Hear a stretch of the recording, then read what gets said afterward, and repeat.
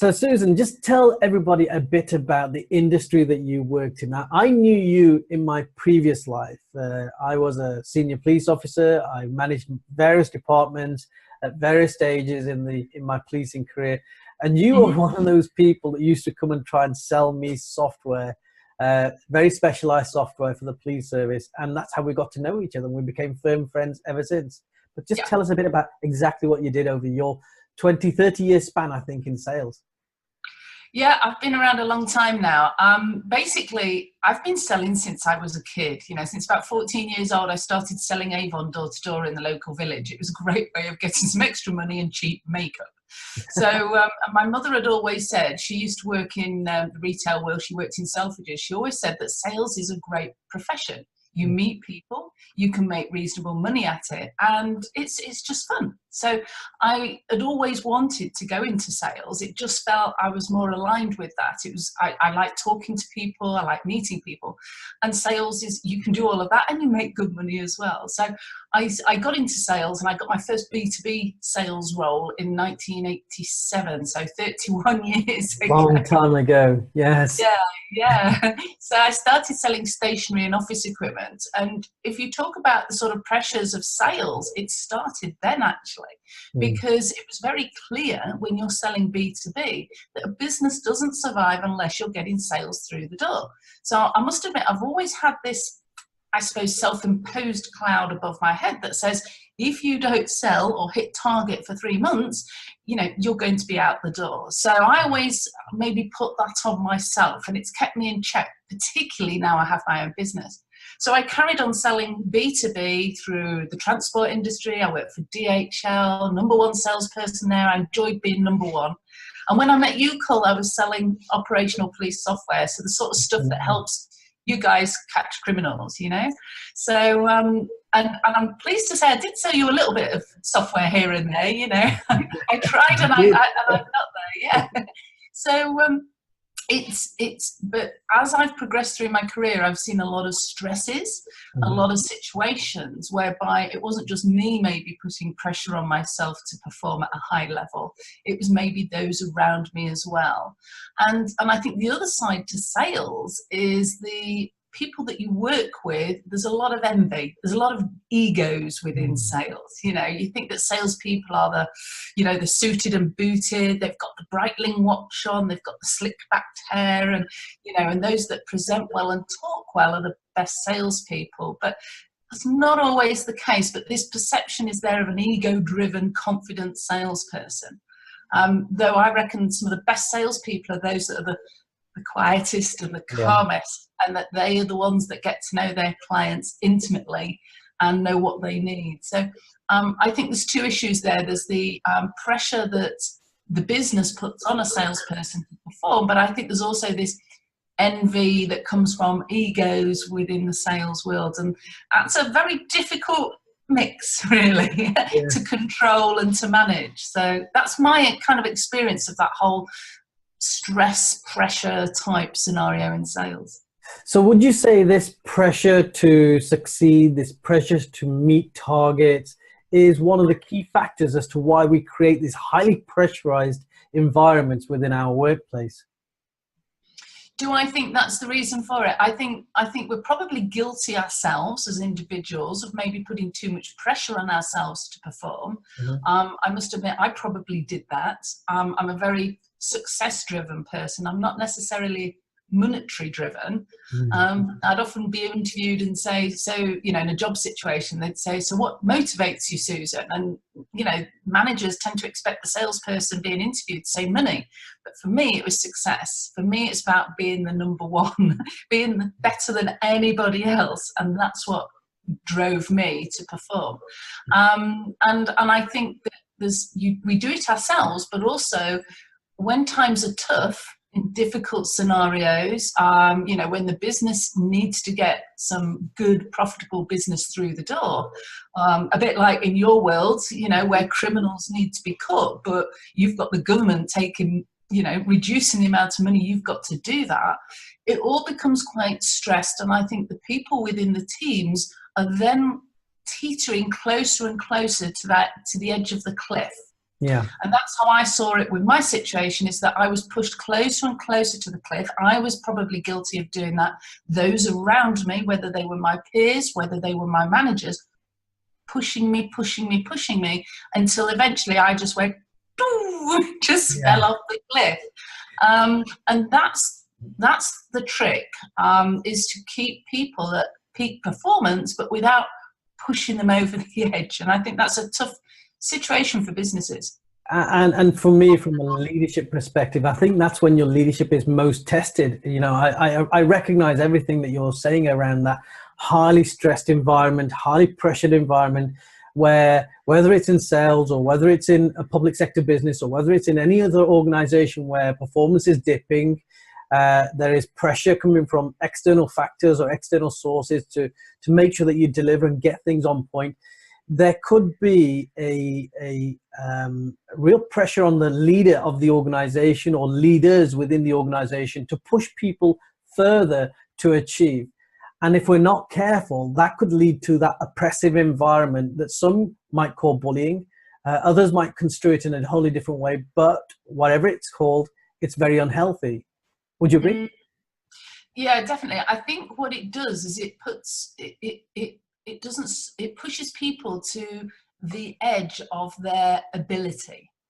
When we push people to the edge of their ability, they're then going to, where else have they got to go? Either to go backwards or to tip off the edge of it, you know? So a manager or a leader who's not got all the skills, if they're being pressurized from their shareholders, if they're, you know, ultimately responsible shareholders or senior leaders within their business, if they're under pressure from there, they've got their people beneath them are also putting pressures on because they're speaking to clients or users or whoever it is. You know, you're being pulled from all directions, and it tends to be, for me, that middle management, those that are trying to balance, you know, those above from the hierarchy, from, you know, we need the business to do this, from those beneath them that are saying, I can't do any more, you know, don't push me. And I think it comes down to skill set and a lack of maybe sufficient skills in order to say to those above, sorry, this is as far as we can go. And to these guys saying, I feel your pain, you know, let's get this, let me support you. And I think this is the trick. We were heading into a very difficult situation called with Brexit. Businesses are going to suffer one way or the other. There's no doubt about it. The debate is how long that's going to be and the effect it's going to be. And I think this is key, that to prevent stressful bullying situations where people are pushed into behaviour they wouldn't normally do, we need to support the people. We need to give them those skills in order to be able to get through these troubling times. Because there'll be troubling times again. There have been in the past. There will be again. Yeah, and you know what? In my leadership journey, I've seen things go through cycles, and within the public sector, the greatest challenge of recent years has been austerity measures, less staff, more to do, less money, you know, doing more with less, and that's created some real pressure. What I want to talk about now, Susan, is in this section, I'd really like to talk about the impact that it has on the individuals. Now, I talk a lot about people-driven leadership, and that is about really honing in on your relationship management skills as a leader. And I think it's so pertinent and so critical to being an effective leader. But if you don't get those right, and you have an individual who is suffering as a consequence of all this stress and this pressure and perhaps bullying or whatever you want to call it, however you want to coin it, you've been through that. What sort of pressure, what was the impact of that pressure on you? Well, the impact can be quite stressful. I mean, one of my situations was with one of the companies I was with. I'd always been in the top sort of 5-10%, always been a high performer. And I moved to another office because I wanted a fresh challenge. I felt I'd achieved some great stuff in the position I was in, and I moved to another office to push myself, to keep the old grey matter going. Absolutely. You know, and to cut a long story short, when I got there, it was tough.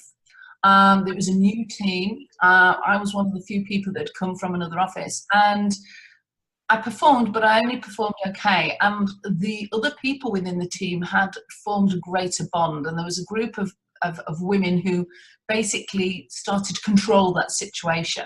And because I'm the attitude that I'm here to work, get on, not go off and to socialise and to do all these other things. I'm here to work. For me, it's a job of work and I want to do it really well. I was started to become ostracised a little bit and then criticised for not being a part of the team. And this was really led by a couple of individuals.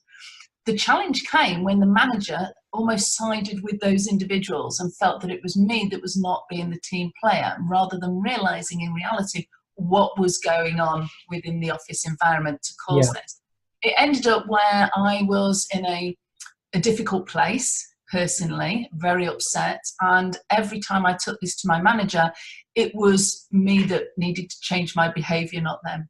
And to cut a very long story short, I ended up being proved right, and that the individual that she left, but after she left, she actually sent me some very abusive telephone messages.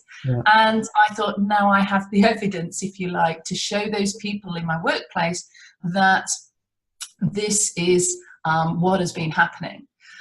They disbelieved it, but when they listened to the messages, they couldn't, because she's been very, and I felt vindicated. The only problem was, by that time, my performance was doing really, really well. I was really skyrocketing. I was the #1 salesperson. And I think I put myself under even more pressure to stay at that point. And because the management had thought, well, Susan's come through this bad journey with a couple of her colleagues, let's keep her going, let's push her and push her. And there was others around me that weren't performing, but I was. And it put so much pressure on me, and I suddenly thought, why am I doing this? So the consequences for me were that I then ended up being off sick with work-related stress. So the bullying started it, the pressure then continued, and I ended up being off work. Now, we all know that when people are off work sick, it's a massive cost to the business. It's very costly in terms of paying out for me still, but it's very costly to replace that person in the role to ensure the business keeps on track, performing. Absolutely. Well, that sort of takes me on to a philosophy that I've always had. Now, in most organizations, the vast percentage of your budget goes on your people, the wages that you have to pay. And you're quite right too about, if you are impacting on an individual adversely, if your leadership skills aren't quite there, or your leadership environment is not quite right. One of the things I used to do whenever I took over a department and I had a senior leadership team around me, I used to say, always be mindful of the words that come out of your mouth, because if they are not of the highest quality and they impact adversely on a member of our staff, not only does it impact on that member of staff in a professional sense, but also in a private sense. They will take that home with them. It will affect their family. It will affect their friends. It will affect their health. And consequently, if they go off sick, it's a cost to us as an organization. Now, most organizations will call this soft skills, but actually it's hard skills, because if your staff are off, it is a real impact, a tangible impact on your business, on your organization, your productivity, your performance, your profit margins. And as an individual, I remember working in an organization or in a department where the head of that department used to fly off the handle at a moment's notice without any sort of warning. He had a propensity to fly off the handle. Like that, haven't we, Cole? Yeah. We've all had people like that, yeah. And the impact that it had on members of the staff were just phenomenal. We had people who had gone off sick. We had people whose health deteriorated. Now, thankfully, your health didn't quite deteriorate, but it had a real impact on you as an individual at a personal level, and then consequently at a professional level. And how could that possibly benefit the organization? Well, exactly, because if you think about it, out of 200 salespeople, I was the #1. Absolutely. I was being patted on the back. I was being taken up onto the stage and patted on the back by the sales director for being the #1 salesperson out of 200 salespeople in the whole of the UK. And then suddenly, I'm not there. So there's several factors here. What do other people think? Why is Susan off with work-related stress? Why do we want to put extra effort in and push ourselves to perform when look what's happened to the number one salesperson. You know, there's so many factors to it. And I think you're so right about managers sort of holding themselves back in the way that they communicate and really thinking about the impact. And it comes down to me for empathy. You know, it's putting ourselves in other people's shoes. You know, I put myself in my client's shoes. I put myself in my manager's shoes, you know, when I had a manager. You know, what are the consequences if I do this and do that to those people around me? And I think when you start to think like they do and think about it from their perspective, it actually makes sense in our own little brains. And I must admit, Cole, talking to you like I do, I'm reminded of one particular meeting that we had when you was in the police service, and I don't know whether you can remember this, but we did a presentation. The company I was with, we did a presentation of the software that we believed would be able to help you to. It was when you was in command and control, and you were, you know, in the control center. And I was with a couple of colleagues, and they were all suited and booted, and they were just presenting this and talking about this, and this was fabulous and that was fabulous. And I was sat there while they were talking with their beautiful Breitling watches and their smart, expensive suits. And I was watching you with your team, and there was about 6 of you, and you were sat there and you hardly said a word. And I knew you were the senior person, and you were the guy we really had to impress, because it'd be your signature going on the contract. And it was very interesting to watch that. I suddenly realized that you were waiting for your team to help you to make the decision for you. You were empowering them to become involved and to feel that they were part of your decision making. And so as a leader, you were very inclusive. And I admired that greatly, because that doesn't happen very often. Particularly in some of the hardcore sales environments, it's the sales manager, director going, you have to go into that company tomorrow, you have to get the contract signed. And if you don't get the contract signed, don't bother coming back in. That still goes on, unfortunately. So it's so sad to hear that, you know, it really is so sad to hear that. But here's my simple philosophy on leadership. And I said this wherever I went, that as a leader, I don't hold a monopoly on good ideas. And to be an effective leader is to get the very best out of the people. Now, as a leader, you are surrounded by experts within given areas, within your industry, your area of work. If you don't listen to your experts to give you good tactical advice in order for you to make an informed decision, then that is really poor leadership. If you're driven by your status, then that is a state of ego for me. And that is when you make the worst decisions in your life, you know. So you might make those decisions despite what your experts are saying, and just driven purely by your ego, then that decision is not thought through. You know, it's as simple as that for me. Yeah. And I think we're seeing it a lot in politics at the moment, if I'm honest. You know, I'm not wanting to go down that tricky road, but it's, you know, if we can try and park that ego at the door and just think, okay, so what would this person do? What would my client do? What would my manager do? What would, you know, those other people that are part of my world, what would they do? What would they say? Rather than, and I think also it takes away that pressure that, as I certainly did, and I think the people that just want to perform really well do, of putting too much pressure on yourself to be the best and to be number one. And I'm not saying I've got it right, but as you say, I got through it twice, really. One particularly bad, bullying, stressful situation, and again a second time. And bit by bit, I'm finding it easier to cope with those, you know, those situations. I'm going to move on to the final segment here. In this segment, I'd just like to discuss. So we've talked about how bullying affects an individual, or a high-pressured environment affects an individual.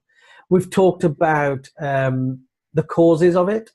I really want to get onto, what do you think organizations could do to create a much more healthy environment where people don't feel pressured, where people don't feel bullied? What do you think organizations could do to move towards that? I think it's more about supporting the people. Okay, I think some organisations, or many organisations, they feel, right, okay, let's send them on some training. Okay, let's send them on a communication skills course. Let's send them on a leadership development, a personal interaction course. You know where I'm coming from with this. I know exactly where you're coming from, because sometimes, it's a tick in the box, isn't it? So, we as an organization can say, well, do you know what? We've done everything that we can to create the right culture. Look, we've sent them on this training, this training, and this training. And a great example of that is diversity training. So you send diversity training, and so you can tick the box and say they've been on diversity training, but it hasn't changed their behavior. So there's this whole balance between attitudinal change and behavioral change for me. And I think the two have to be in sync.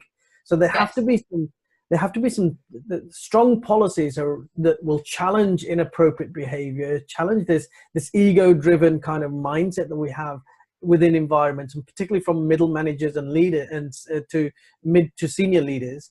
But then at the same time, we need to be helping to recreate values or understand the values of the organization better. And that can be done through training. So there is this balance that needs to be achieved. But most organizations, as you've quite rightly said, will simply tick the box and say, look, we've sent them on a leadership course, we've sent them on this course or that course, and it's not enough.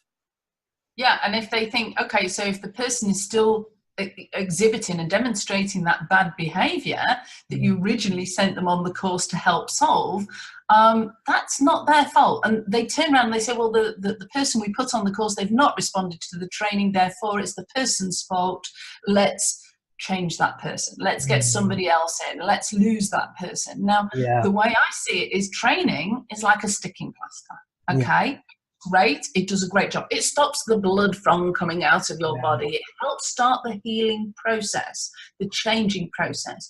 But unless you do something to hold that plaster on and keep looking after that wound and putting fresh plasters on a regular basis, it will drop off. It will get infected. The arm will fall off. I'm exaggerating here, but and for me, the only way that you can do that is through effective training and personal development supported by coaching, supported by those around that person. Now, that might be the manager offering coaching, and improving their relationship and spending more quality time with their people on a one-to-one basis to really get to understand them as an individual and what their needs are. If that is a difficult scenario for that manager, well, then bring people like ourselves in.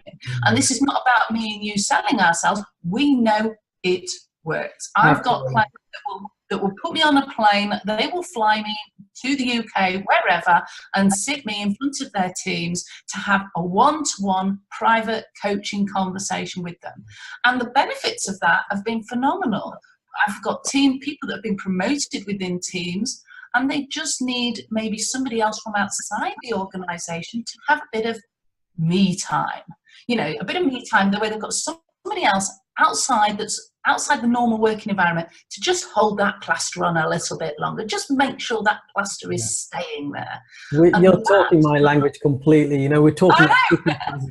There are two types of sticking plasters. There is the type that you're talking about where, you give a bit of training and you think that's going to cause that, that's going to cure that symptom. Because what we're talking about here is symptoms. The other kind of sticking plaster is to slap down a policy, because that's going to address the behavioral issues.